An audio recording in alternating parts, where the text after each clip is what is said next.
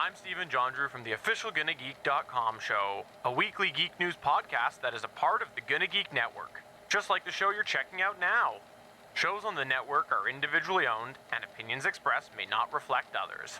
Find other awesome geeky shows at GonnaGeekNetwork.com. Stand by for a brand new episode of All Things Good and Nerdy. Good morning, everyone, and welcome to episode 367 of the All Things Good and Nerdy podcast. This is recorded live on Sunday, July 28th, 2019. And yes, we do have a full house for you here today. Willie was running a little behind, but that happens. Sometimes we're glad you can make it, Willie. That is not my name. My name now is Willie the Shunned, because you have shunned me. So please explain. Well, okay, Anthony, can you explain how I've shunned him? Because I don't get it. Well, both of y'all have shunned me this morning. We made fun of him. He feels bad about himself. He feels shunned. Ha ha. Well, I don't feel bad about myself in the slightest, well, but I am still shunned. I don't think we'll call you Willie the Shunned. I think we're going to call you William the Shunned. Ooh, that is like better. It does have a better ring. Kudos to Udos. That's I like Willie the Limp. Willie the Limp Okay. works. Whoa. If you know anything about me, that's not true at all. Oh, yeah? How's your foot feeling? Oh, we talking about that part. Okay. See? You take it dirty. I didn't say nothing about you you, took Dick. it there, Willie. You took No, it there. no. They always take it dirty. No. I do have an old show clip that might be appropriate for us to continue here. We is should it a shiny probably button? do actual show stuff instead of talk about Willie's dick.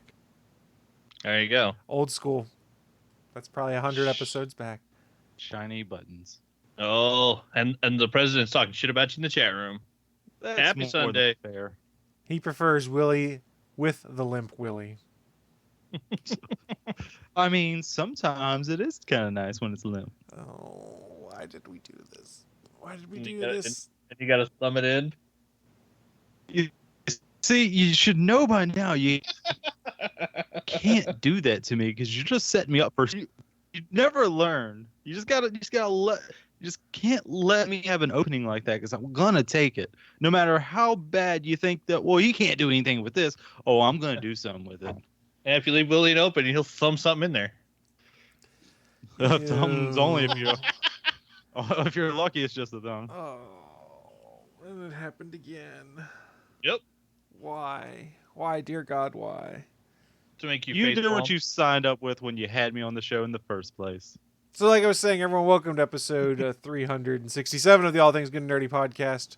We're here to talk geeky things with you, and there are things in our backlog we still need to talk to you guys about. So we do fully intend to talk a little bit about Spider-Man Far From Home this week. We're only like 3 weeks late, so oops. These things happen. Before we get started with the news, you guys have any opening thoughts for us? Anything you guys feel like you need to share before we start delving into the geekiness that's been going on? I'm Now just let's get at limping it. along here. Sorry, Willie, I didn't hear what you said there. I'm just limping along here. Well, that works. Let's roll on in to the news of the week as soon as I find the right button on my soundboard, because I lost it for a second. Live from the ATGN studios on the internet. It's the news of the week.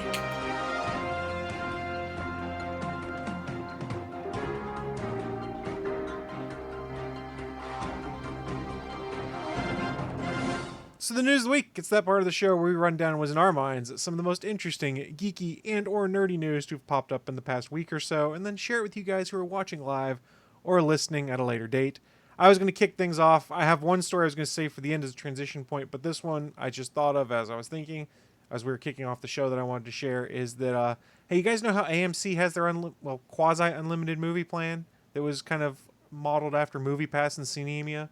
Well, Regal Cinemas is dropping theirs, rumor has it, on Monday, where it is a true unlimited plan. I think here's where it gets tricky, is they've got 3 different tiers of theaters depending on how big your region is. Luckily, mine is in Region 3, so for $18.50 a month, basically, in my region, it's unlimited tickets. Whenever I want to go see anything, I can go see multiple things in a day, things like that. And the only catch that I have found with it is when you sign up, you have to commit to a year with the service. You don't have to pay a year up front, but you will be paying $18.50 for 12 months. Otherwise, they will send you to collections because of the way their terms of service is written up. So it is not a month-to-month thing until after you pass those first 12 months. But it is kind of modeled after MoviePass, which we all know I enjoyed a lot, to go see all sorts of different movies whenever I wanted. However many times well, no, not technically however many times I wanted to. I'd have to go to a different movie. But neither here nor there. This is Regal finally copying what MoviePass and AMC has done, and it seems I'm interested. In my personal case rather, there's two theaters in town. There's an AMC and there's a Regal. The AMC theater is old, it's dated, it's crappy. The Regal is new and it's still nicer. And I'm like, I'd rather go see movies there. It's also 5 minutes closer to my house. So for $18 a month, I'm kind of going, it's basically saying watch 2 movies a month and it pays for itself. I'm kind of okay with this. And then there's extra perks on top of it, like 10% off concessions, but I don't buy concessions, so I don't really care.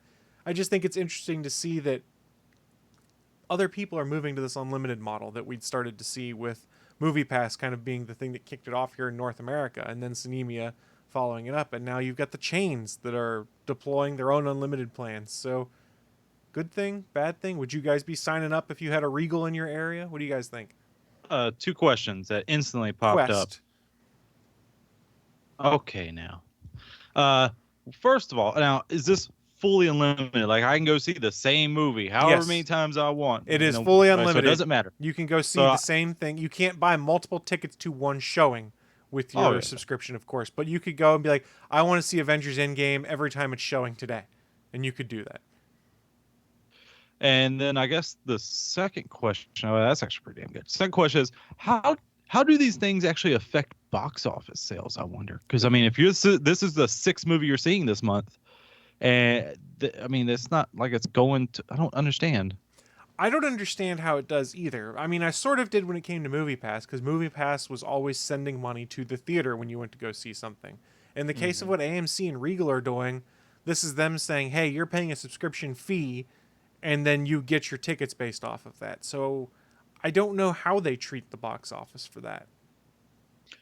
My guess would be they would report to the box office that you are a single ticket sale every time you go see a movie. Okay. For whatever time you go see, they would say that they charged you the price that they normally charge you for box office tallying, but you're not paying that because basically now you're a club member of a private club at this theater.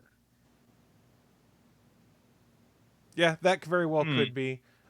So I wanted to go and pull up a few things. They've actually got the website stood up yet, even though the program doesn't, according to Reddit, launch until Monday.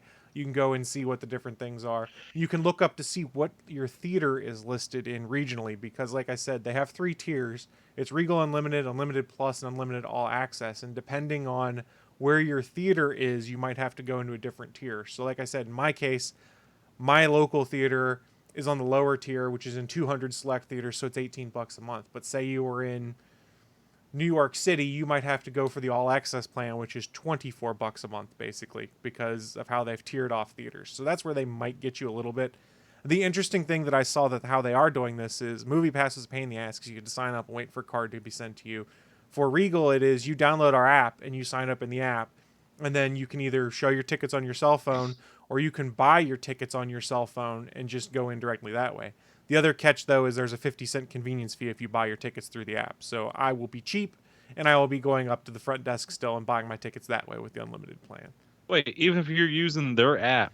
Yep, that was what I thought was a little weird, but I think what they're trying to get through is people just buying a bunch of tickets and giving them to people and tricking things through the app. I don't know how you'll do it, because when I started digging into the fine print a little bit more, part of what you have to do when you sign up for this is upload a copy of your driver's license to them so that they can say, hey, when this guy checks in at the theater, I see Chris Farrell in front of me, and then it'll pull up a screen that shows like the ID card that's been uploaded to them so they can ensure that you are who you say you are, and it's not like I gave Willie the login to my phone so that he could go buy a ticket and pretend to be me. That's just the hypothetical here.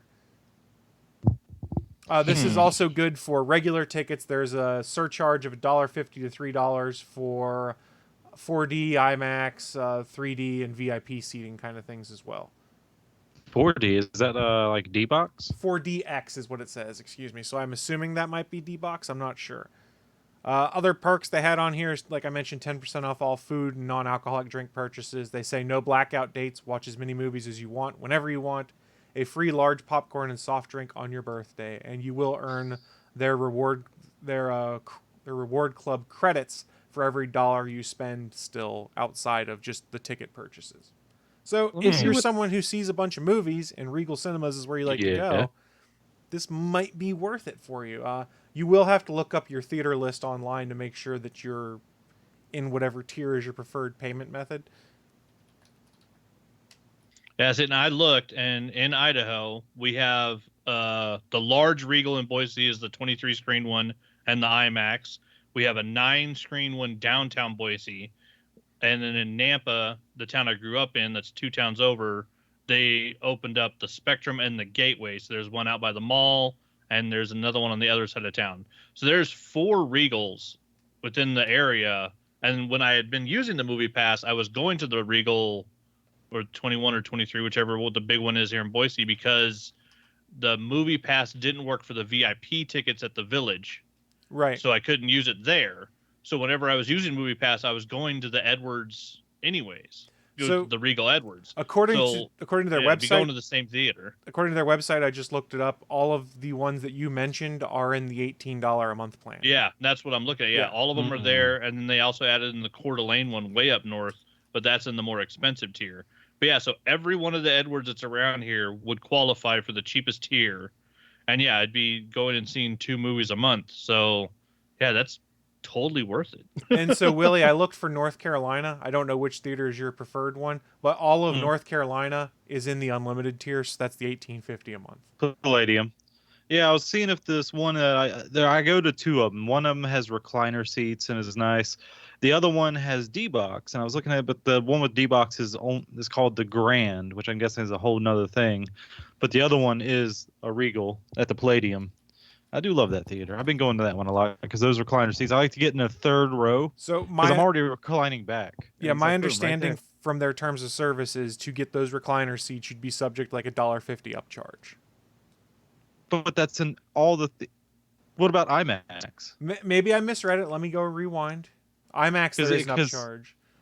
All right, Because so- they only have IMAX. The IMAX theater does not have recliner seats, but every other theater All right, has so the let me recliner rephrase. seats. Let me go and read the fine print again. Here is the fine I'm print. not angry at you. Availability of plans may vary by theater. A surcharge of $1.50 to $3 per ticket applies at theaters not included in your plan. Surcharges apply for Screen X, 4DX, IMAX, RPX, 3D, and VIP, as well as premium seating other than recliners. Okay, so you're good with the recliners. Okay. Some foreign language movies and special movie events may be excluded or subject to a surcharge. So my guess is it means That's those fair. Fathom events that they do, they're not going to let you use your Regal Unlimited for that. Yeah, that's fair. Now, side note, none of us are shills for Regal. It's just for me, Regal is the preferred theater in town. So I was excited to see that this was happening. It's been rumored for a while. There's already been a subreddit stood up for Regal Unlimited for like the last month and a half based off of leaks. And it is not officially confirmed, but the press has picked up that it's happening. And the rumored release, like I said, is Monday. So theoretically, if you wanted to, you could sign up that same day in your app and then go start watching as many movies as you want. I also have another question here. Quest away. Would you guys consider yourself theater snobs? Define what you mean by theater snob first. Like, I don't want to go to a bad theater. Then yes, I am a theater snob. It is why I avoid the other movie theater in town, because the seats are uncomfortable, it's regularly broken, or the projectors are half burnt out, so it is not the experience I want to have. And plus, when I went to go see Star Wars there, I got fucking chewing gum all over my shirt because someone had stuck it in the side of the chair before they left. And I was cranky, and it took 30 minutes getting that chewing gum out of my shirt. Oh yeah, that'll do that. Yeah, because somebody looked at me like, "Oh, you're a theater snob." I was like, "Yeah, because I want a good experience if I'm paying this money to go see a movie. I don't want like the screen. Like, look, when I went to go see Far From Home, like I could tell like the like one of the like the colors was like off in the screen, like in the projector. So I'm not a theater snob, only is that if I go to the dollar theater that we have here and I'm watching a second run film because I never caught it in the first run and I just kind of feel like catching a late night movie, I'm aware that I'm going to the beat up rundown theater, and it kind of reminds me of the theater I went to as a kid, and so I don't mind as much. Like the seats are too small, There's not enough leg room for someone that's over 6 feet tall. Big. The popcorn sucks. But like it just reminds me of being a kid, so I actually don't mind. I just don't go there often. That's more than fair. Yeah, but also, I mean, I think we call it the dollar theater, but I think it costs $3 now. But like they're showing stuff that's been in the theater and then out for like a month, so it's a second run theater. It's it's the good place to go catch stuff right before it leaves. It's the places that always have like the summer kids deals, like the Overland. We have the Overland Park Cinema. They're always running deals for kids movies during the summer. And so they're showing second run films that are a lot cheaper. So you're not paying, the $10 you're paying to go to the Regal on an opening night. You're not paying the $12 I'm paying at the Village for a VIP. It's $2-3. So I'm willing to go there for certain movies, but yeah, I go in there knowing exactly what I'm going to get. And you get small, crappy, beat up seats. Popcorn's a little stale. Soda might be a little off, a little too much soda, a little too much syrup. Like it's a bunch of 12-year-old kids running the place, being paid, less than minimum wage. Like, I know what I'm expecting when I go to the theater. Did you just say the 12-year-old kids are getting paid minimum wage? I don't even know if they're getting paid. They might just be volunteers. They get at this paid point. movie tickets and stale. I'm talking about the popcorn. 12-year-old kids running around. But anyway, I have a $2 theater. I've only been to it one time, and it was the worst fucking experience I ever had. They can claim me I'm like saying bad stuff about fuck them because their theater sucked. It could be better now. I don't know. This is World War Z is when they were playing it, and that was terrible. The projector was terrible, but I mean, it was doable. But the worst part about it were the speakers. It sounded like they were getting run through water because they were just so bad sounding. I'm like, and this movie was terrible anyway. As in, I was looking again just to be sure. Yeah, the Overland Park 123, like they still have $1 Tuesdays. So like it's literally like families can go and take their 6 kids to go see a movie that they didn't catch in the first run theater because it would have cost them $120, and they can take their 6 kids and it costs them $7. Yeah, so I wager their business plan is, hey, we do cheap tickets. These guys will come and buy a bunch of our popcorn and stuff. Yeah, so I mean, like right now they're showing Captain Underpants. They're still showing Dark Phoenix. They're still showing Dumbo. They're showing The Hustle. They're showing Ugly Dolls, Pikachu, Godzilla. So like the majority of it is family films. So they're getting the people that can't afford to take their entire family to go see a first run film opening weekend because it's fucking $200 if all the kids want popcorn. Like that shit's insane. Well, that's why I don't have a family. Well, I know, but I'm saying that's why these theaters still exist. That when I go to these theaters, go there. that he knows of. Don't bring your little crotch goblins in my theater. Well, see, and that's why I like the VIP, 21 and over. Yeah. See, that's why I say if things are worth doing, they're worth doing right. Go to a nice theater where you pay a little bit more, other than $2 or $3, and you actually get a good experience. I don't care about the popcorn because I don't eat popcorn because fuck popcorn. That's fair. So I'm curious to see how this plan works. I'll probably be signing up if it comes out this week because there's some stuff that we wanted to see in the theater. And while the 50-cent surcharge to buy a ticket digitally through their app is annoying, I can see use cases where I would do it, which is, I'm buying a ticket ahead of time for the next Marvel movie or something like that. It just makes it a lot easier if I can go through their app and be like, boop, done, and not have to sit in line and worry about anything. And there is also another rumor that all of Regal Cinemas is starting to move towards reserved seating. So you buy your ticket and you also pick the seat you want. And if that's the case, then this digital 50-cent surcharge fee to do that ahead of time might almost be worth it in my case, because I don't even have to talk to anyone. I get the seat I want without having to wait in line and hope no one else grabs it. This is great. Now, that all assumes they go down that path. This is, again, rumors on the subreddit. And we know about rumors on the internet. It's true. Although this are always correct. Becoming true. It's definitely worth checking out because, I mean, this was the theater I was going to anyways when I was using MoviePass, and I found out that, I could find at least 3 to 4 movies a month that I was willing to go see using the MoviePass. Like, hell, there was one week I literally went to a movie almost every day. Like, I think I saw 6 movies in 7 days right when I got my MoviePass because there's a bunch of stuff that I hadn't gone and seen. So, also buy my VIP tickets for the Village to go see, my Marvel films opening night and not have to deal with kids. But I don't know, this could be worth it for, catching a couple of movies a month over at the Edwards. Yeah, do the math, how it works out for you. If it's cheaper to go and see 2 movies a month without having a subscription plan, do it. But if it seems like you see more than 2 movies a month, the subscription plans through their AMC or Regal seem like they pay for themselves in the long run. Now, there are some trade-offs, like the AMC one I think limits you to 3 movies a week is part of their limitation. I think I'm not 100% read up on it, but in my case, that would generally not be a problem because it's very rare I would see more than 2 movies in a week. But hey, what do I know, right? As in, yeah, because I mean, you're not going to go every night of the week unless, you know, there just happens to be 9 films that come out the same week that you want to see. And it's very unlikely. I mean, yeah, going and catching like a movie on a Friday night and then catching another one like Sunday afternoon. Like that makes sense. If you do that every weekend for, you know, a month, you go see 8 films, it ends up only costing you $20. Like, that's not bad. Yeah, it's not bad at all. That's how I look at it. So I will report back in, assuming it does launch. If it does, there's probably some movies I'll be wanting to go see this weekend. And where these subscription plans pay off, and I talked about with MoviePass, is it gets you to take a chance on stuff you might not normally see. So Yeah. I'll get to go see more of those crappy explosion-y movies that I go, man, I'm going to wait until that comes to Netflix, I think.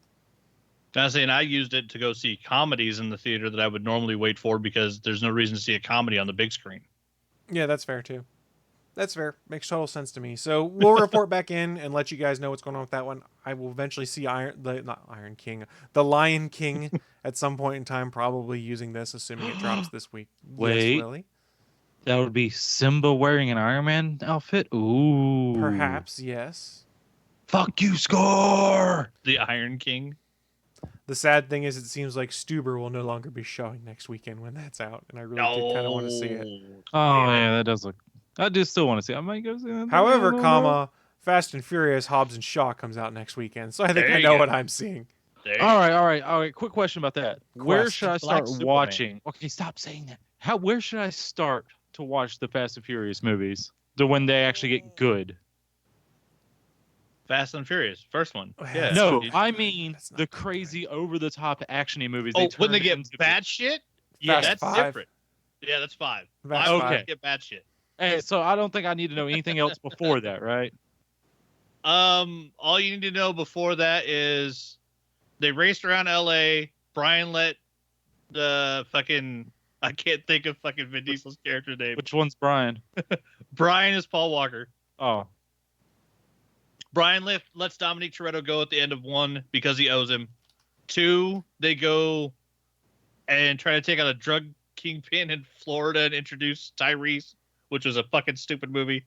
3, they decided to wreck the franchise and go to Tokyo, and you don't know it at the time, but they also go back in time because something happens that go ends up forward in time. Yeah, well, because a character dies, and then later on you're introduced to that character in another movie, and he's not Yeah, dead. I think I remember something about that. I think Yeah, I already and got spoiled with that. So 5 is where I need to go. Fast 5. Yeah, Fast 5. If you want to get if you actually want to know what's going on with the actual story with all of them, like you can honestly hop on the Wikipedia and read like 2 pages, but I mean it's going to tell you basically what I just did.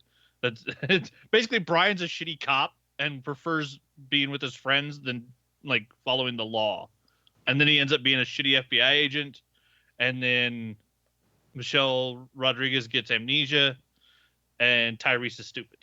Yeah. Just start with Fast 5. It's your easiest bet.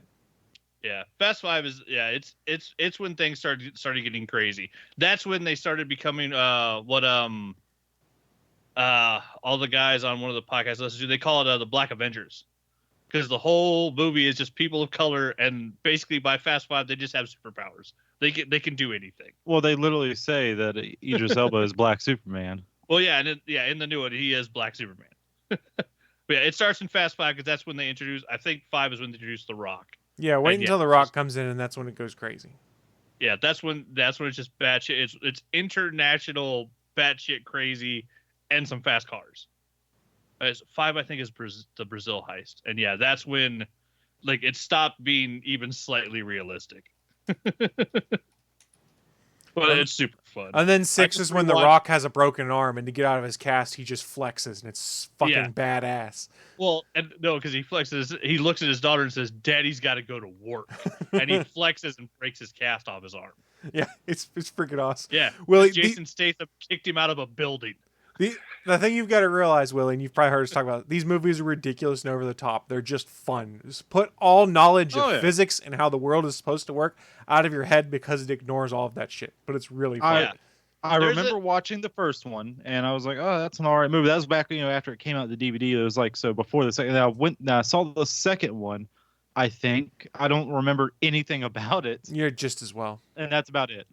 Oh wait, I think I did see the fourth one. I think wasn't the fourth one just called Fast and Furious? Yeah, which is fucking stupid title when the first one's called The Fast and the Furious. Well, it gets dumber because just took out does. Because that's how you titled this? Well, Willie, it gets dumber because 8 is Fate of the Furious. Come on, let's be honest here. Well, no, that's all. It should have just been called Fate because then it'd be Fate of the 8. Yeah, the way they named them is utterly ridiculous. It makes it funny when I listen to them on Douglas Movies when they have to get the correct title of the movie. Well, I mean, doing the Fast and Furious franchise is as hard as doing Harry Potter. I don't mind the later ones. Later ones are all right with all the names and the numbers, and that's all right. But then they just The Fast and the Furious, and the fourth one just called Fast and Furious. That's way too close. Like, it's like, what is it? The Final Destination and Final Destination. You don't do that shit. It's stupid. Yeah, but it's funny. Because, it's The Fast and the Furious, Too Fast, Too Furious, The Fast and the Furious Tokyo Drift, Fast and Furious. Should have been called 3 Fast, 3 Furious. Yeah, Fast 5, Fast and Furious 6, Furious 7, The Fate of the Furious, and Fast and Furious 9. Which is, the to be announced with Justin Lin directing again. An untitled 10th film. It's never going to stop. Wait. Wait, was there a 10th one? Or a 9th one? On the Wikipedia, they have it listed that Justin Lin is on board to direct 2 more, which would be Fast and Furious 9 and an untitled 10th film. Yeah, The Fate of the Furious is the last one that's actually done in theaters. It was April 14th, 2017.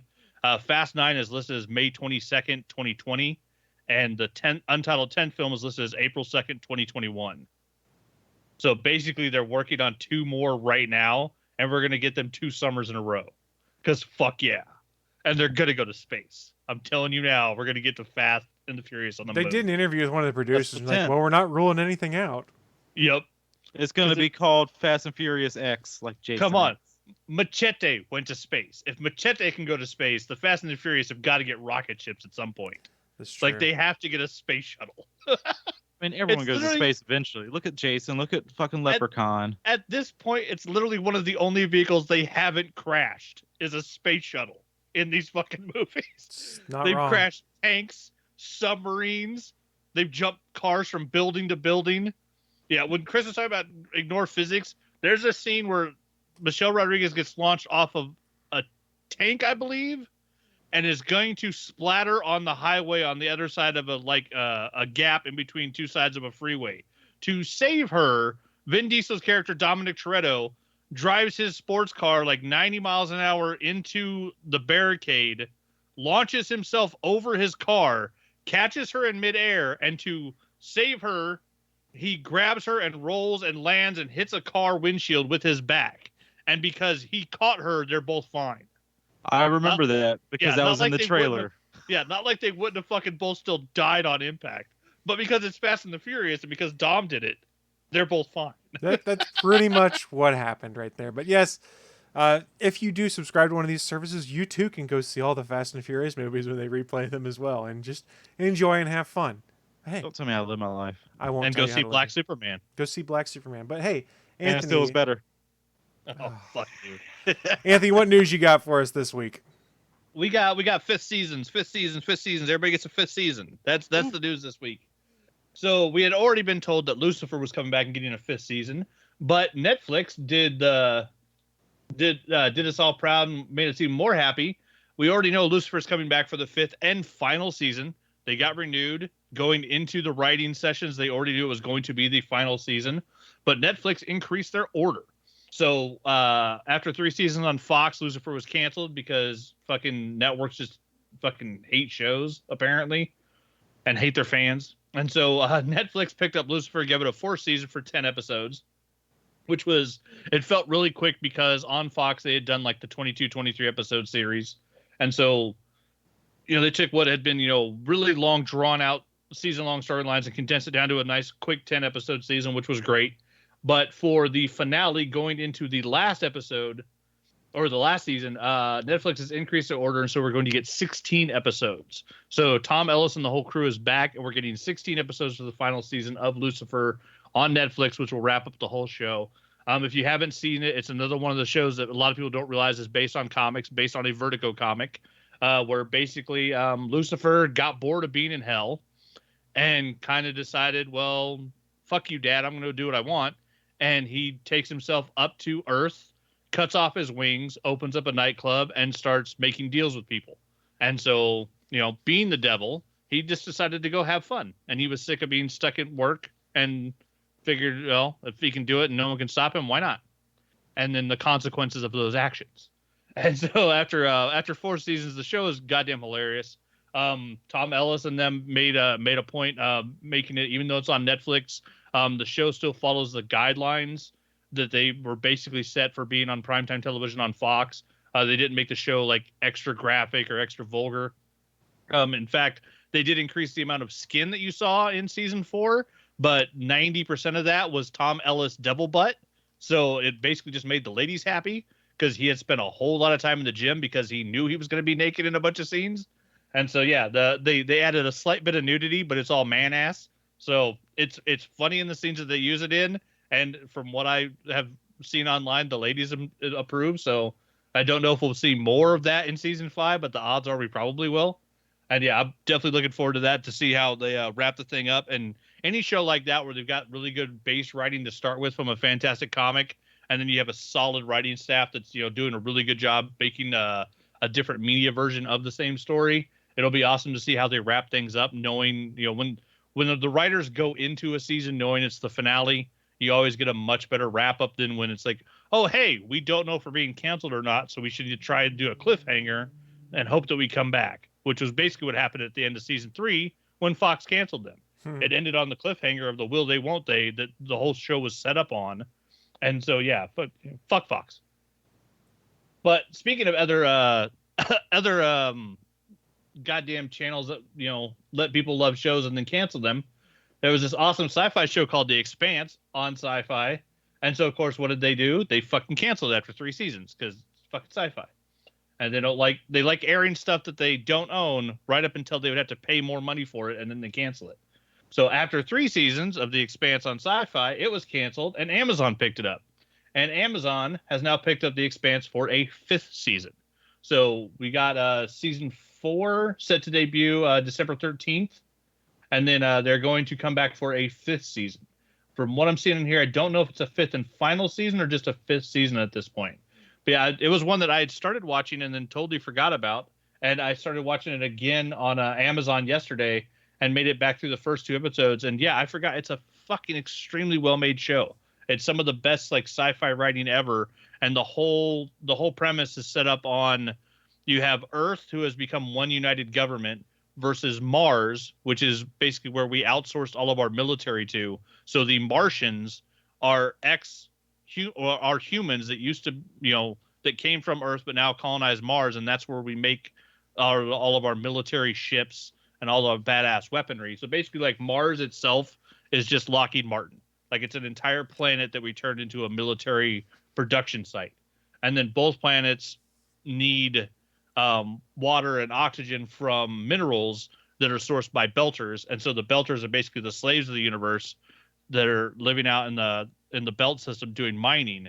And it's basically 3 different like groups of people all fighting each other in a Cold War, and then the crazy shit that goes on between. And yeah, it's a goddamn fantastic show. I forgot how good it was. I restarted it yesterday, and yeah, got through a couple episodes, and I'm looking forward to watching all of it again and getting caught up, because I think I didn't make it. I think I finished season 1 and then I stopped, and so yeah, I've got 3 seasons to finish now, and season 4 on its way, and season 5 coming. So we're getting more of The Expanse, getting more Lucifer, more good shows on fucking TV, and I'll have another one to talk about in what we're getting into. Me So, too. I know good SP. television. I know SP's probably pretty excited about The Expanse because he was a big fan of it and bummed when it got canceled, and then was happy when it was picked up by Amazon and a season 5 pickup. Probably good news. The rumor has that Bezos was a big fan of that show, which is why Amazon now has it. Well, that's one way to do it. Yeah, I know, right? Willie, The do you guy watch with either all of the these money programs? in the world. Negative. It's a negative. I didn't know if you did or not. I was just curious. I haven't watched either of them myself. No, you're good. I'm just saying negative. All right. I just don't watch it. It's all right. Willie, Much you stuff. got any news for us this week, sir? I do have a little bit of an update on Marvel update. Ultimate Alliance 3. Go for Yeah, it. Marvel Ultimate. Yeah, it was so Marvel Ultimate Alliance 3. After playing some more of it, still haven't beaten it yet, but I am heavy into it. I'm gonna be a bit more negative on it now. I mean, it's still a fun game. I'm having fun, but it didn't improve from even Marvel Ultimate Alliance 1 or 2. Like, you just. I remember when I was mentioning the alternate costumes last week. Have you unlocked any, Chris? No, because I've not gotten to play as much as I wanted to because life got in the way. Yeah, they are, let's just say, less than stellar.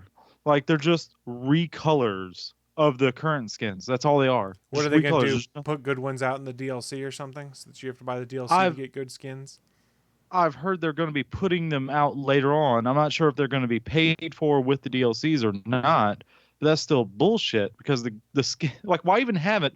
Luke Cage, you couldn't even give him with like an afro like his original, like, you know, his original character design. No, they just had What? his shirt No be Princess blue. Tiara? They just have a blue shirt instead of a yellow shirt. Oh, that's just sad. The only cool one I've seen was, I mean, it's kind of cool.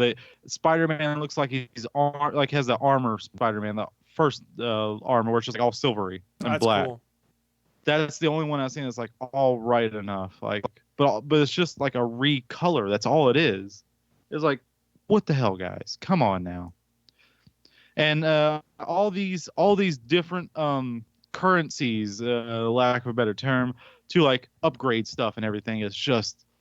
It seems like it's like a microtransaction model. It's designed to all make you in-game. grind, isn't it? Yes, Yeah. that does not sound fun to me. It's not like a full-fledged turn-based RPG where like grinding is part of it. This is not one of those games. Like, give me the power, motherfuckers. I want to feel powerful. You're stopping me from being powerful. Why do I need little crystal iOS shard things, like little vials of it, to upgrade it when I already have more than enough money? It just makes no sense to me. So It's to just me, like, come on. it read like what they'd done in some of the free-to-play games that they had on iOS and Android, which is you could level up to a yeah. certain point with just regular currency, and then you had to have like special crystal shards plus currency, and special crystal shards you can earn them in game, but it's a pain in the ass, or you could go and buy them somewhere else. Here you can't buy them somewhere else. They just want you to grind and replay. It sounds like a lot in this game. Yeah, it's just, and to unlock like the villain characters more like, except for Venom, you have to go through the rift scenarios, which I'm also disappointed in those rift scenarios too. Because go back to Marvel Ultimate Alliance 1 and 2, like those little alternate things that you can do on the side that you unlock, like that, I think they were like disc or something, like a situation disc or something, whatever they were I think I know what called you're in the talking second about. one. They were all completely different. Like they had a whole like little storyline and everything. It was awesome. Like you had to be certain characters, and like this, they're just reusing what they've already, like, you've already been here. So now you just do like a gauntlet of fighting a bunch, like 200 guys. Diablo 3 It was did like- that with some of their rift events and things like that. So I'm familiar with the mechanic, and Diablo 3 does something very similar, whereas you basically open a portal and your goal is kill X number of people and then kill the big boss of that section, and you get big rewards. And then some of them you have to fight a boss, but only like synergy attacks where you have to use your powers with another person. There's a whole button for that and everything. And that's the only way to actually damage them. Otherwise, you're doing like 2 hit points, and but also when you do that, you do like 1,000, 2,000 hit point damage, and it gets kind of annoying when you try and do one, and the other character delays his attack so they don't attack at the same time, so you just do limited damage. And it's like, well, I just used this MP for this, so yay. I don't have any more MP for this character. Great. I gotta switch over to another. It's like, fuck, like, I'm glad they put the rift stuff in there, but I'm also not liking that they just kind of whimpered out at it. Like, it's just the lowest common denominator of what they could have done. Like, they could have done so much better with it. I'm still having fun with the game, but and that's another thing too. Like, this game is designed for you to pick 4 characters and play through the game with them. Yep. Sure, when That was you the unlock impression I characters, got. they're kind of like similar level where you should be in the storyline when you unlock new characters. But if you leave a character back, you switch over, they don't get experience at all. They stay at that. My Star Lord's still at level 7. Am I ever gonna play with him again? I don't know. Maybe later on when I'm just trying to level up everybody. And maybe if I'm going to do that, I don't know if I am. See, that's where I think the first one's got things better. Is if I recall correctly, experience was shared across everyone, whether they were in the party or not. I'm not sure 100% about the first one. It does sound like it should, but the second one I know did that, where like it was kind of shared. It wasn't like shared fully. Like they're probably like a 2 or 3 levels behind you, maybe, but that's not much. But it was enough you could swap out a character and not be like, oh, I'm Yep. going to die now. So now I'm with my 4 characters, and I don't think it means if I play through again on the harder difficulty that unlocks after you beat Mighty level, thing is superior, then I can't really switch over to my level 7 character because then they're just gonna die. I mean, you could probably bring him into like the rift scenarios and like level them up like that. Just have them be there. Hopefully they won't die because apparently the character you're not controlling, because I haven't played multiplayer yet, Chris. Hey, you never reached out to me this week. That is more than fair. Yeah, so I haven't really got to play a little too much this week anyway. Yeah, they don't really take as much damage, but they also don't do as much damage. But I guess the characters that aren't player controlled. So I'm guessing, I don't know. It's just a system that could have been worked on. Team Ninja, you could have done better. I'm giving this like right now it's like an average game. It's getting a 5 out of 10. That's fair. I mean, I haven't played enough yet to be able to give an honest opinion on it. What I've played, I've enjoyed, but I can see the seeds planted for a lot of the issues you've talked about. It's not good. It's not great. It's not bad. It's just average. It's right there in the middle. So I wonder if they're kind of aiming for what we had with the original ones, which is the first game is okay, and then really it's the next one that would come after. Where you're like, holy shit, this is amazing. I mean, the first game was kind of better because you had like 4 or 5 different skins for a character. That's true. I mean, they did kind of lock them in, like they have like different attributes. Like, so it means like, so one costume was kind of better than all the others, like depending upon your play style. But I mean, it's still, you had your choice. Like you could look past it and who cares? Like, just like something cool, but reskins. Yay. Just different colors. Whoop-de-dee fuckity-doo. Yeah. I don't want a green Hulk. I want a gray Hulk. What you want is some Dead by Daylight skins in Marvel Ultimate Alliance. I also want some Dead by Daylight skins that not cost $10. Well, that's why For we're getting the one season outfit. pass eventually, so we can start unlocking stuff by just playing the game, right? Yes. I mean, they should have done that so long ago. That's a free-to-play model in a full-price game. All right, so let's move on then. We're going to wrap things up. We did want to talk a little bit about Spider-Man. Before we get to that, though, hey, this week it was announced that Spider-Man became the 9th film for Marvel Studios to cross the $1 billion mark at the box office. It is now the first Spider-Man movie to cross the $1 billion mark. Now, here's where things get weird because of the arrangement they have with Sony. Disney doesn't get any of that money. Sony gets all that money. But hey, they made $1 billion. It becomes Sony's second $1 billion film behind 2012's Skyfall. It's the third straight $1 billion film for Marvel in 2019, following Avengers Endgame, then Captain Marvel, and previously that, rather, Captain Marvel, things like that.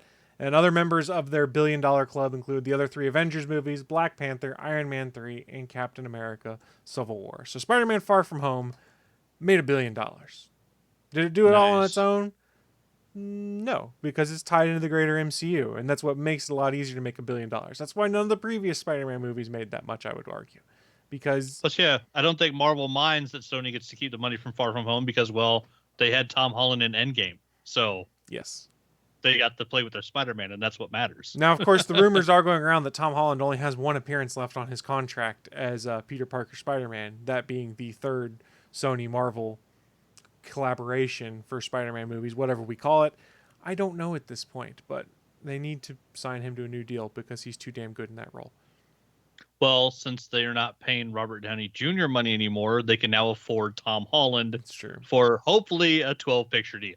Because if they're smart, they're going to lock that fucking kid down for 2 decades. And he did say at one point in time he'd play Spider-Man forever if he could, or something to that effect. I'm probably paraphrasing, but yeah, I want him to do that. But I bring up, well, how much money that movie made, because we can finally get around to talking about said movie, because schedules haven't lined up. Then Comic-Con happened, and we never really got to deep dive into it and share what we thought about it. And I'm just going to kind of open the floor. It's just an open exchange of feelings and thoughts. So who wants to kick things off for us? Sorry, I'm looking at Box Office Mojo, and guess what movie hasn't made more money than Blade? X-Men Dark Phoenix? Dark Phoenix. Yeah. It's still $5 million under the first Blade film from 1998. Ouch. Yeah, that hurts. That's because it sucked. Far From Home, though, was fucking fantastic. And yeah, I so will spoiler alert, guys. Spoiler alert. Huge spoiler alert. Fucking the Mysterio upgrade All right, since we're doing is the best upgrade since Iron Man. They took a comic book character who was wounded in Vietnam by grenade shrapnel and built basically what looked like a lead coffin and then fucking escaped out of a Vietnamese camp. And they upgraded that to an arms dealer selling shit over in Afghanistan who builds the Iron Man Mark 1 and then fucking makes another one. And like the whole Iron Man upgrade was one of the best upgrades of any character they've done in the MCU. What they did with Mysterio is on par, if not better. And when I talked about the bowl, when he's wearing his special effects suit, he still has a bowl around his head. You get fucking Mysterio with a goldfish bowl around his head. That was the one thing we all wanted. And they did it. And it was fucking awesome. Yeah, I liked so what they much. did with Mysterio. I thought Gyllenhaal killed it. And I think I saw this in, I think it was the Marvel Studios subreddit, where I was reading through some of the stuff that came out when they had the reaction threads and things like that. The way John Watts filmed it, in a lot of cases, like they play with the fact that everything's an illusion. And if you go back and rewatch, you notice some of it. So remember, you've got that scene where Peter's sitting on like the ledge and he has that moment with Mysterio where they talk back and forth about what Peter wants from life when they're outside. Well, Mysterio, the illusion version of Mysterio, flies up in front of him, but as the camera's on Peter, it pans across like someone's walking behind him.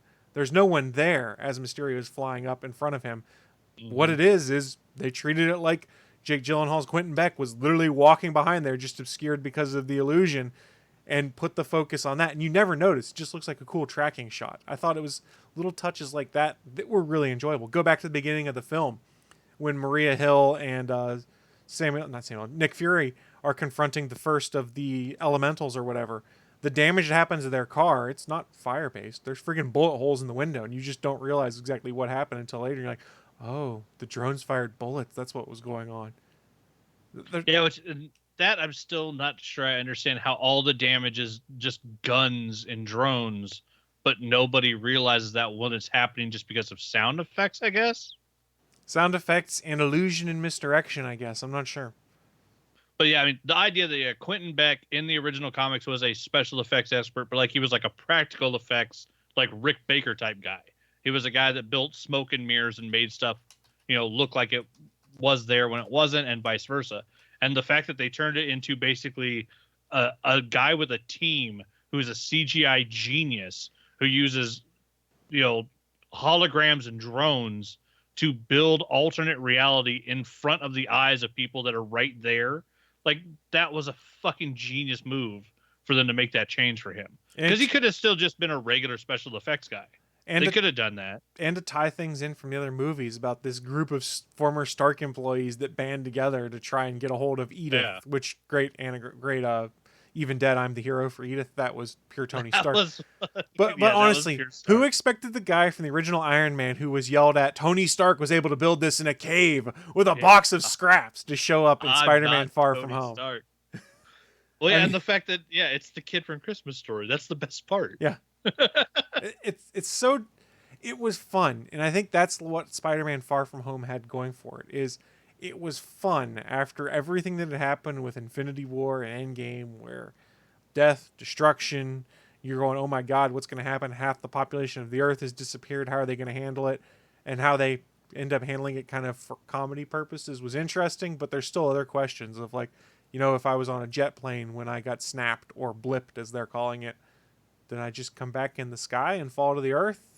The one I saw on Twitter was, what if you were on the table having open heart surgery and then you disappeared? Yeah. When you come back, are you in the middle of a hospital operating room with your chest open and no one around? Because that would suck. So I guess it honestly depends on how the Hulk phrased it in his head when he did his snap. Was it bring everyone back as they were, bring everyone back safe?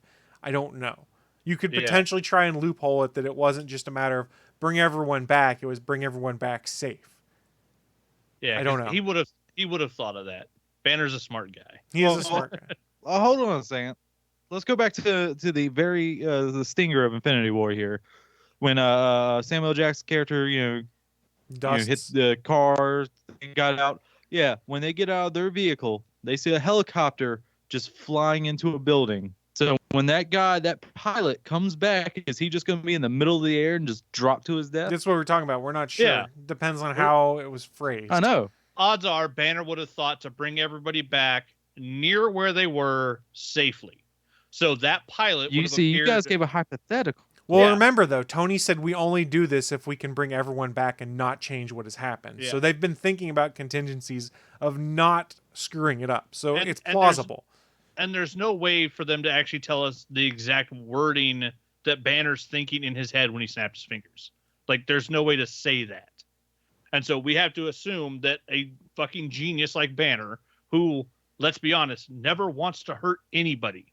He is the guy who doesn't want to fight. He's the guy who doesn't want anybody to ever be hurt, and that's why he hates his powers.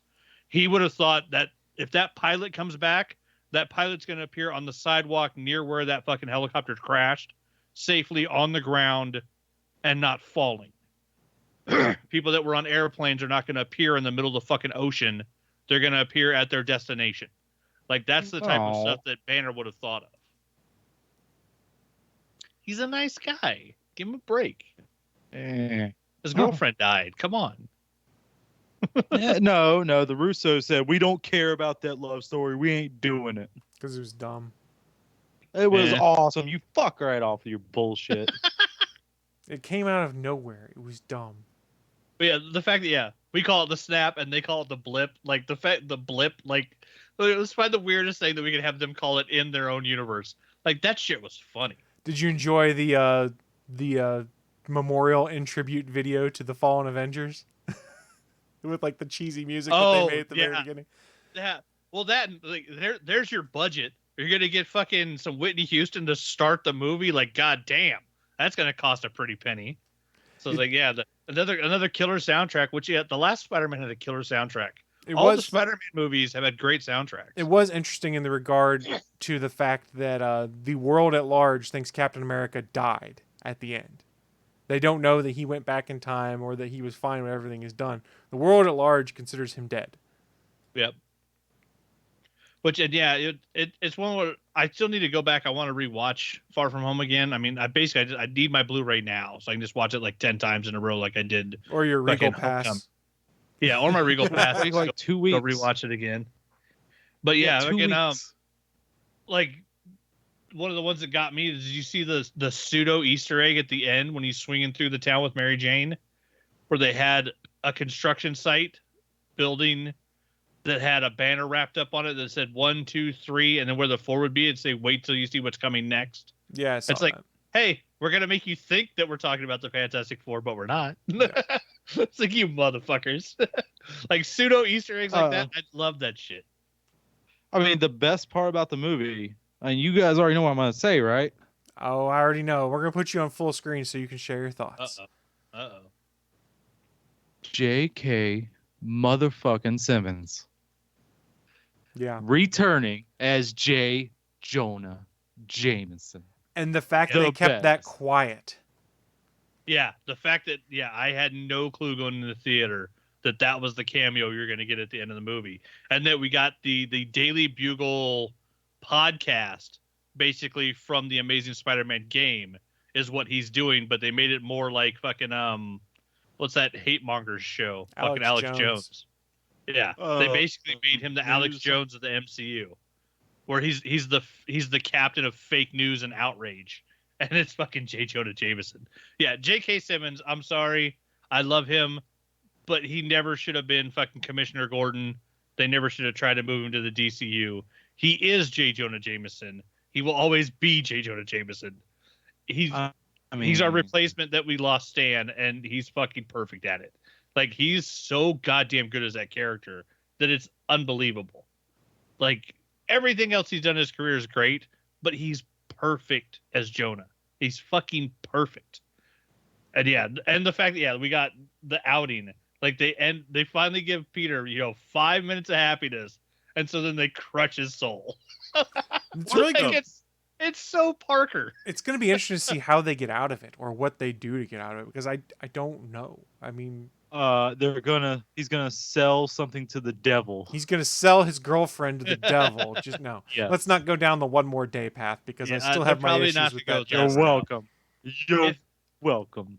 If anything, he might, just as people have been talking about, he might just be the next Tony Stark. Tony Stark didn't need a secret identity. It is a callback to Iron Man 1.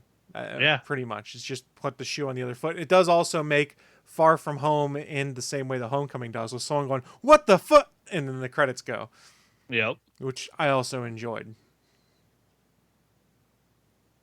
I also like the black suit. The new suit he built was really cool. Like, all the textures and patterns to it. I really enjoyed it. Yeah, and I love playing it in the Amazing Spider-Man game because it fucking looks great on screen as well. It looks really good in the game. I'm trying to figure out how to best articulate this. I thought the movie was a lot of fun, but at the same time, I think it's mostly unnecessary for the greater MCU, just like the last Spider-Man Homecoming film was. You don't have to see it to know what all is going on or tie things in, but it's another fun romp in the MCU with characters you've come to enjoy, with Tom Holland as Peter Parker, with his supporting cast around him. I thought that Zendaya got a lot more to do as MJ this time around, and I really enjoyed the character. I don't know if it's necessary for the overall MCU, but they've definitely done a good job. The Spider-Man films have been designed to give you character building of Peter Parker. Right. Like, who he is because of these two movies. Like, we saw him, lift the building off himself to go stop the Vulture when no one was helping him without a suit. We saw, that he is a fucking hero at heart, that he will do whatever it takes to save people. And then in this one, we got to see him make, the worst possible mistake because he didn't have faith in himself, that Tony gave him the glasses on purpose.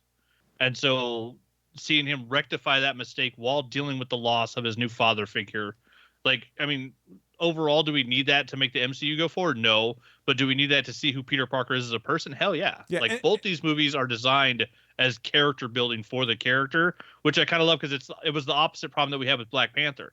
Every interesting character in Black Panther was every character except Black Panther. He didn't really do anything in that movie. These movies, you can lose everybody else, but it's all about Parker. Like, these are Parker's stories. I was not intending that as a criticism of it. I was just more meaning that there are some that have made that argument, and you could legitimately say, if you want to just be there for the big events, this is just kind of fallout from the big event. You don't necessarily have to watch it. Now, should you? Yes, because I think it's a lot of fun. I think it cements Tom Holland as arguably the best Peter Parker and Spider-Man we've seen on screen. He's the best combo. Yeah. Who is starting this movie off as their first Marvel movie? Well, that's the thing. Very few people, I wager. At this point in time, there's very few people that are going to be like, I should check out this Marvel thing after 10 years of films or 11 years of films.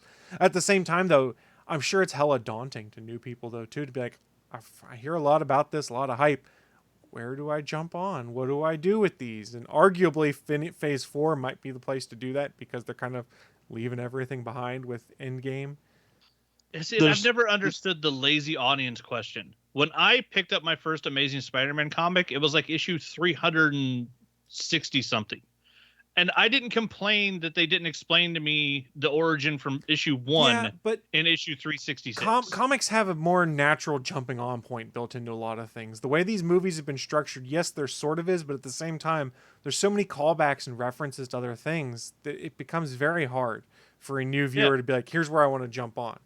that's the whole point of a shared universe, and that's what makes these movies great. If you don't want to watch the 18th movie in a series, go watch the first one. Iron Man's still on the shelf. It's still on. I don't dispute that. A But streaming So- we service. are not normal viewers of these things. There's probably a few people out there like, this is just too daunting. I don't want to start this up as much as I'm interested in it because of the time sink that it would be. That's going to be the problem you run into on some stuff. Does it matter? Well, No, they're making Endgame- billions of dollars. I say Endgame made more money than anything, so we don't need those people. Now, what you said earlier makes some good sense. Like you said, a good starting off point would be Phase 4, right? That's what I assume. Yes. Yeah, for some yeah, of the movies. So what makes comic books sell a lot more than normal? Mega events and variant covers. No, he said that Reissuing a number issue. one again. Number one issue. No, that's what causes a 1 month spike in comic sales and then ends Yeah. up killing a series is but reissuing still number there. ones. It's still my point is still valid. But yeah, no, Phase 4 will be a good jumping on point for certain characters specifically, for introducing new concepts as well. With Shang-Chi, with the Eternals, with Jane Thor. see, I think Love and Thunder, that's not going to be a great jumping on point. It'll have a lot of new people watching it because we are getting Jane Thor. We are getting Jane Foster as Thor and getting Thor as we don't know yet because he's not the king of Asgard either. So it's going to be weird to see what they do in the movie because in the comics, he became the All-Father when Jane became Thor. But right now, it looks like Valkyrie is basically the All-Mother, I guess, because she's the So- queen of Asgard. So in the movie, I don't know So- how they're going to address that. So she goes. So how is it called? How's they still called Thor? Is Thor not called Thor? Whoever became holds Odin's the son. hammer. Yeah, whoever holds the hammer becomes Thor. Thor is a title, basically. So what Now the fuck's his name? Thor Odin's son is his name because his first name is Thor, and when he held the power, he was Thor, and he is Odin's son, so his last name is Odin's son. Yeah, I got But that when point. Jane picks up the hammer, Jane becomes Thor. He doesn't So- lose his name, but that becomes her name. So his name is also a title. That makes Yes. God. They fucked that up from the very beginning, didn't they? Well, that's when Odin put the curse on the hammer. That's very fucky if you think about it. Whoever is worthy shall hold, and lift his hammer will have the power of Thor. Like you I'm talking become about- Thor.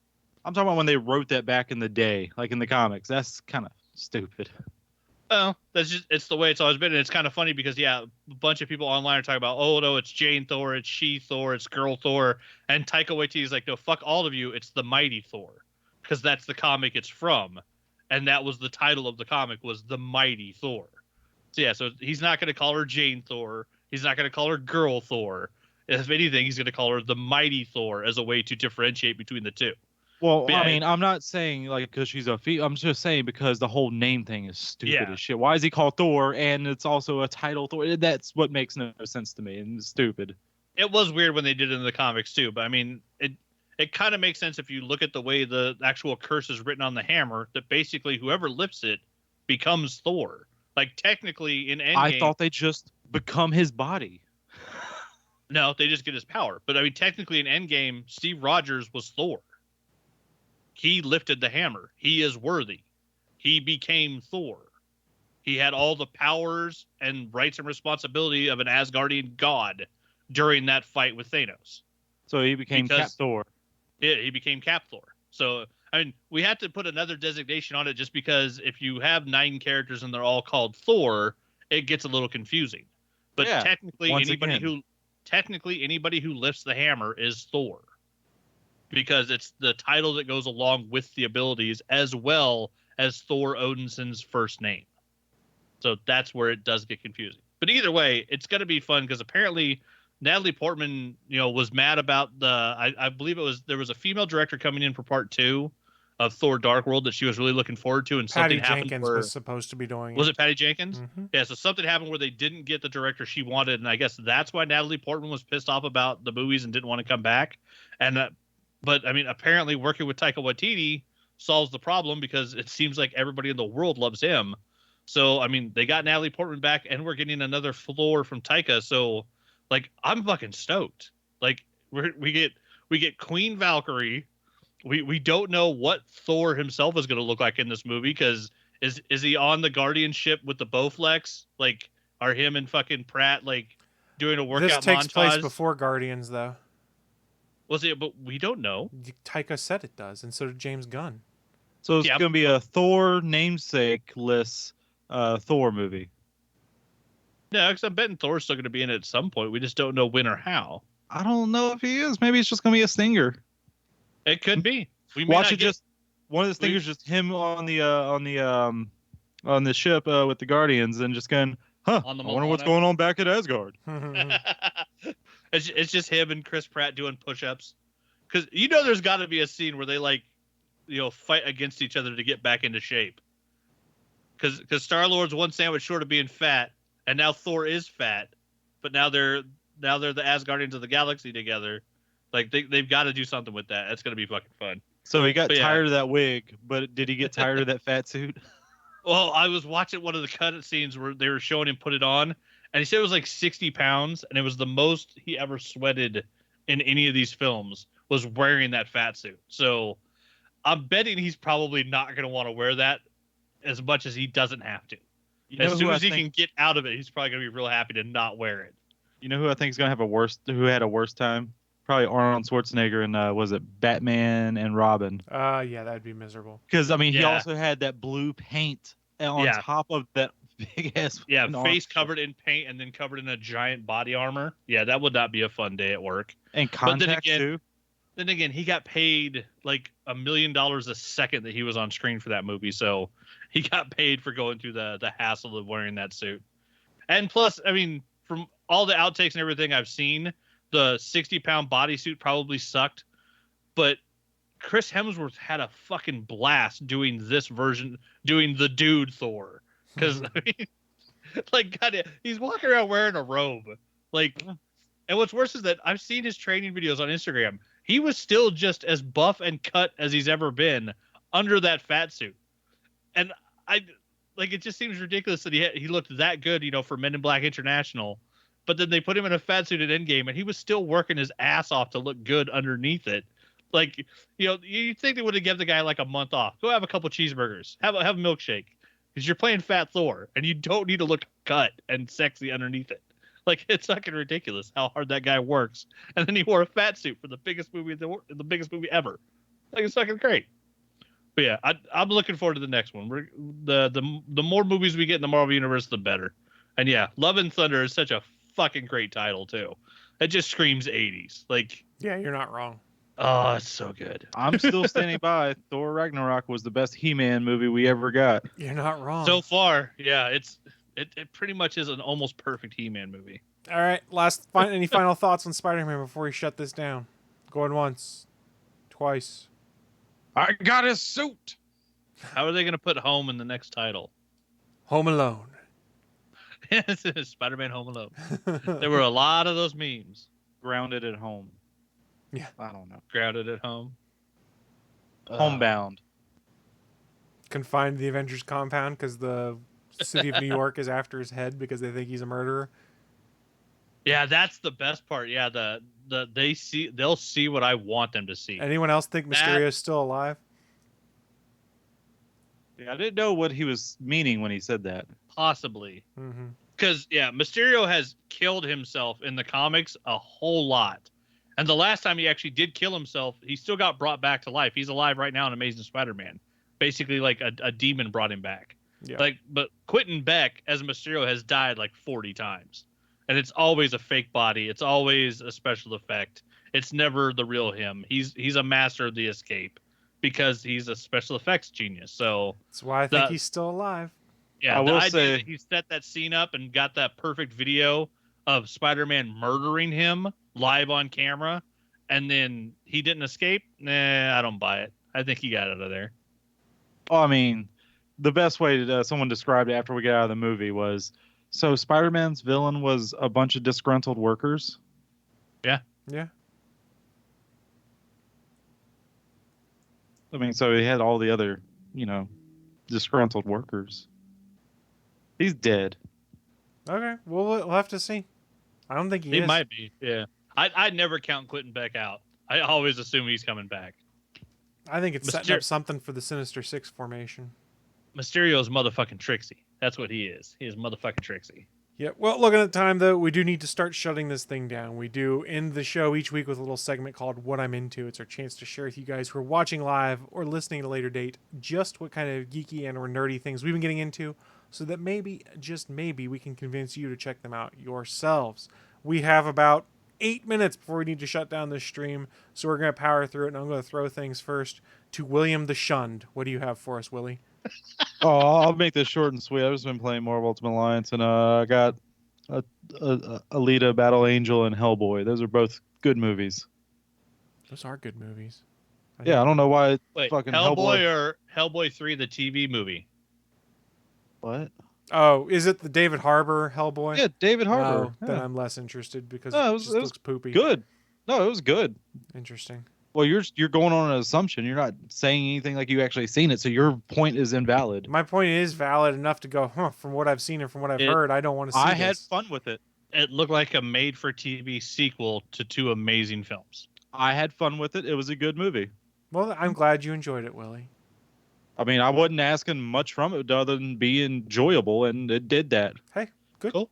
Funny. I'll watch it at some point. Yeah, it was good. It was worth it. I'm happy I got it. I'll wait until it hits HBO. That's my plan. So I'll go next. What I've been getting into work, all sorts of crazy stuff. I'm getting prepped because this week I'm going to go see Queen in Pittsburgh in concert. So I've got to get some stuff together before that. And I have been watching The Boys on Amazon Prime. I will hold off on getting into it very much because Anthony, I'm sure, is going to talk about it. But what I will say is, God damn it, Amazon, get your shit together. Because when you want to watch a 4K version of a show on Amazon Prime, you have to go and look up the 4K version and start watching it that way. It's not like Netflix where I push play and it upscales to 4K if it's available. No. So I started watching The Boys and it gave me the 1080p version. I was like, why is this not in 4K? Oh, because I forgot to go to The Boys and then in parentheses 4K or UHD to watch it. So that was annoying and pissed me off. So instead of going to like The Boys and then having the option to choose 4K, you have to go to a different actual file? Yep. There's a different listing for The Boys in 4K on Amazon Prime than there is for just The Boys HD, which is just how it comes across. The Boys in HD is just The Boys. Yeah, that's a poorly built user interface. Yes, that should just be an option under. There should only be one option for The Boys, and it should have all the options listed. So I'm pretty sure I've been watching Good Omens in just regular HD instead of 4K also. So yeah, go me. No. Way to not stress my home theater system that I spent tons of money on to be able to do things like this. I've also been playing a little bit of Marvel Ultimate Alliance. And then I don't honestly know what else I've been doing. I've been like in a friggin' time warp, and I don't know why. So Where are you at in Ultimate Alliance? I'm about 30 minutes past where I was last week when we talked about it. So I'm still on the raft. Where are you? Still on the raft. Oh, Jesus. Yeah, I told you. I haven't had a bunch of time to play. But that's what I've been getting into. Anthony, why don't you wrap things up for us? What have you been getting into? Oh, right. I've been watching a bunch of shows. I watched Netflix and Starbuck Back into Space. I'm like 6 or 7 episodes into Another Life. Katie Sackhoff's new sci-fi show on Netflix. Fucking fantastic. An alien probe lands on Earth and builds this giant crystalline structure. We can't figure out what it is or what it's doing, so they send a spaceship headed back to the planet where it came from to try to make first contact, and she's the captain of that ship. And of course, everything that can possibly go wrong on the trip goes wrong because, well, it's an episodic sci-fi show. And so, yeah, they're having a hell of a hard trip across the galaxy in this fucking ship. But yeah, it's Katie Sackhoff. It kicks ass, and it's fucking well-made sci-fi. And then, yeah, Selma Blair's on it too. She's really creepy as her like social media news character. Like, she's really creepy. But yeah, that's a really good one. How far did you get on The Boys, Chris? I am finished with episode 3 right now. 3, okay. So yeah, so you just saw the female or haven't seen the female yet? One of the characters is referred to as the female. I don't think I've seen them yet then. Okay, maybe it's episode 4 she shows up. But yeah, 'cause you have Frenchie, you got Mother's Milk, you got Wee Huey, you got Billy the Butcher, and then the 5th member of The Boys is the female. Yeah, I haven't met them yet. Don't put a title on my gender. that the character is mute, and so in the book she was referred to as the female until they found her name. But yeah, I finished The Boys yesterday. I fucking tore through all 10 episodes, 8 episodes, whatever it is. It's goddamn genius. The way the changes they made for, you know, bringing it to the show, making it, you know, live action instead of a comic. Like I still can't believe they did some of the shit they did. It's one of the most bloody, gruesome shows ever. When A Train runs through Robin, which, you know, big surprise, it's in the preview. Like, they made it so grotesque. Some of the sex scenes are super creepy because there's lots of just gross stuff going on. But yeah, it's full on The Boys, and I love the fact that Amazon did not back away from any of it. It is as graphic and violent and grotesque and insane as the comic was. And a lot of it is literally like Derek Robertson's artwork brought to life. And I love the fact that you actually start the show with artwork he did of the actors as the characters based on his comics that he drew back in the day. And yeah, Homelander's a crazy, insane psychopath. The Deep is a jackass. Like, they nailed him. The acting on the show is fantastic. The suits, the design, the way they do the superpowers, it's just so damn good. And the fact that they got Simon Pegg to play the father of the character that was originally based on him in the comic is just perfect fan service. It's so good. And then Carl Urban is Billy the Butcher. I fucking love him. He's so good just being an asshole. And I bet he must have had fun shooting the show because he seems like he enjoyed every damn minute of it. And then him and Elizabeth Shue, like both of them are just top notch, kicking ass and having a blast. But The Boys is fantastic. But I mean, like, there's a reason it has every warning possible for the MA warning at the first episode, because it deserves them. It is ultra violent. It is super graphic. Some of the sex scenes in it are insane. But if that's what you're looking for and you actually want to read, you know, see The Boys after reading it, it is fucking great. Other than that, playing a little Dead by Daylight, a little Apex Legends, and then I just heard about it the other day, but I wanted to bring it up because for people that don't know about The Boys, The Boys was a book written by Garth Ennis, drawn by Derek Robertson, that was so violent and graphic that when DC found out that they were publishing it under their imprint, they canceled it. Because when they first greenlit the book, they didn't know how violent it was going to be and how insane the book was going to be. And so after it was canceled, it was picked up by Dynamite, and they finished it and ended up doing, I think it was 90 issues total. And right now, there is a Garth Ennis The Boys and More Humble Bundle over on Humble Bundle, where for $1, you can get The Boys Volume 1, Volume 2, and 3 other books by Garth Ennis, A Train Called Love, The Ninjets, and Just a Pilgrim. For $8 or more, you also get Red Team and Battlefields Volume 1, plus The Boys Volume 3, 4, 5, 6, and 7. If you pay $15 or more, you get Garth Ennis' Jennifer Blood Volume 1, 2, and 3, 4, and 5. And then The Boys Volumes 8 through 12, plus Red Team and 2 more volumes of Battlefield. So for $15, you can own all 90 issues of The Boys digitally right now on a Humble Bundle. So if you were ever interested in the comic or saw the show and thought maybe, you know, want to check out the comic, for $1, you can read the first 2 volumes. And there's 3 days left, 3 days and 1 hour at this point as of the airing of this episode. So you've got until the 31st, I guess, of July to go pick that up. But yeah, it's got to be one of the best bundles I've ever seen, because every issue of The Boys for, you know, 12 volumes of the book, everything that was ever published, and all the bonus material for $15, that is worth it alone, much less all the other Garth Ennis books you get on top of it. And yeah, he's an insane writer. He's fucking nuts. Some of the stuff that's in The Boys is just, whoo, like, you know, using the laser eyes out of a baby as a weapon. Like, there's some crazy shit in this show, and I can't wait for everybody to finish watching it, because goddamn, they go way overboard. And I love it because it's literally the stuff that was in the comics. And the comic was that crazy. I didn't know if Amazon was actually going to have the balls to go full blown and do The Boys. And they did. And I hope Garth and Derek are just loving it, because the show it's pure joy of violence. Like, if you want to see violence and revenge, this is the show. watching a Justice League that's full of psychopaths that do whatever they want because they know they're the most powerful people on the planet. It's just insane. But yeah, that's what I've been getting into. Well, guys, I think this wraps up another installment of the podcast. Then don't forget, we'll be back next Sunday live, 11 a.m. Eastern, 10 a.m. Central, over on Geeks.live. as the streaming home of the Gonna Geek Network. But before we shut this thing down, you guys have any final thoughts for us? Some parting thoughts, anything like that? I did forget one thing. If they make Funko Pops of New Warriors, I'm going to buy them. I got a Richard Rider. It's a great comic book villain right there. I was gonna say the same thing. He's not a villain. That rule went away so long ago. Y'all just like fucking elephants. Well, you The should only have thing he made the remembers rule in the the one- first place. Yeah, I had the rule and then I got rid of it. Pray he doesn't get rid of it further. I don't know. Trying to go Darth I Vader. mean, why would I care if he did? I don't know. You got any final thoughts for us, Willie, before we shut this down? Do I ever? Sometimes you do. I mean, it's been That's known fair. to happen. You know what? I'm just gonna be shunned along here. Don't forget to shun the Shun it Willie all. Shun him a Shut lot. off. We will William. see you all again next week. Bye, guys. Bye. Thanks for listening to this brand new episode of the All Things Good and Nerdy podcast. Don't forget, we'll be back next Sunday live at 11 a.m. Eastern, 10 a.m. Central over at live.atgnpodcast.com, channel 3 of the Alpha Geek radio app, and over at our network home at gonnageek.com/live.